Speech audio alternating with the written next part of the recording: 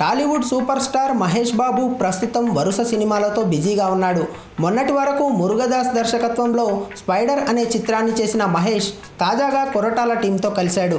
శ్రీమంతుడు వంటి block buster విజయాన్ని తనకు అందించిన కొరటాలతో భరత్ అను నేను అనే చిత్రాన్ని చేస్తున్నాడు మహేష్.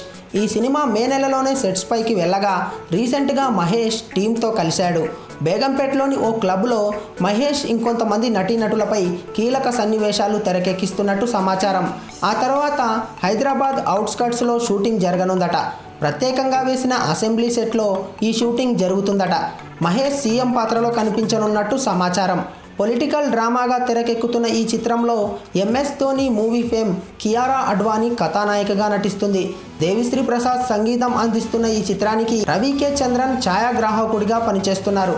సంక్రాంతి కానుకగా ఈ చిత్రం విడుదల కానుంది.